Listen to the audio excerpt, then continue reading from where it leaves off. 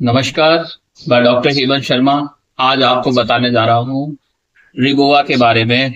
रिबोवा होता है जैसे हम बलून डालते हैं एओर्टा के अंदर और फिर उसको फुला देते हैं।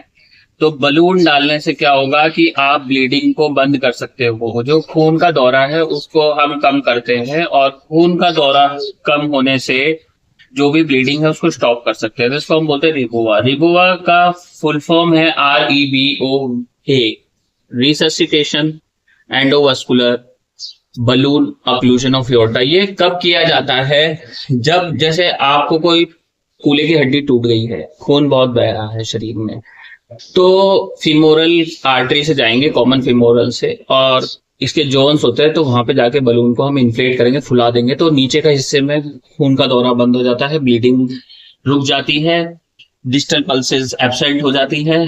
उसके अलावा जैसे एब्डोमिनल कोई ब्लीड हो रहा है तो भी हम जाके, जैसे स्प्लीन से ब्लीड हो रहा है, लीवर से ब्लीड हो रहा है, तो हम रिबोवा यूज कर सकते हैं। यह सब डायफ्राग्मेटिक ऑर्गन्स में ब्लीडिंग है जो कि। अब रिबोवा का जो यूज है वो ये है कि सर्जरी जब हम कर रहे हैं, ऑपरेशन, तो ऑपरेशन में ये ब्रिज की तरह काम करता है, हमें कुछ टाइम प्रोवाइड कर देता है कि पेशेंट स्टेबल रहे। जैसे कि ब्रेन में और हार्ट में अगर ब्लड फ्लो कम हुआ तो ऑक्सीजन कम होगा तो ब्रेन डैमेज हो सकता है, तो ब्रेन डैमेज को प्रिवेंट करते हैं रिबोवा से।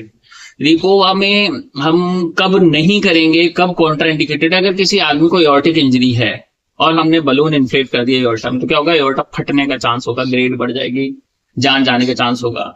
तो एओर्टिक इंजरी में नहीं करते। कार्डियक टैम्पोनाड है तो उसमें हम रिबोवा यूज नहीं करते। कोई थोरेसिक ऊपर की ब्लीड हो रही है, थोरेसिक इंटरकोस्टल वेसल्स है, तो हम रिबोवा यूज नहीं करते।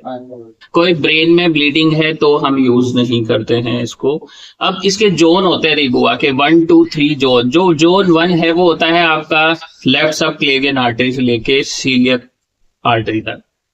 तो ये जोन हम यूज करते हैं। जैसे एब्डोमेन से कोई ब्लीडिंग है तो एक जोन 2 होता है सीलियक आर्टरी से रीनल आर्टरी तक।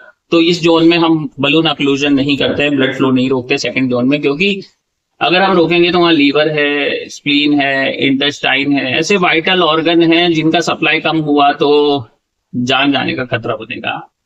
और रिबोवा उसके बाद होता है जोन 3। जोन 3 पेल्विस फ्रैक्चर के लिए यूज करते हैं। ये होता है आपका रीनल आर्टरी से लेके जहां पे एओर्टिक बाइफर्केशन होता है, कॉमन इलियक आर्टरीज का, वहां तक होता है, तो ये इंपॉर्टेंट है।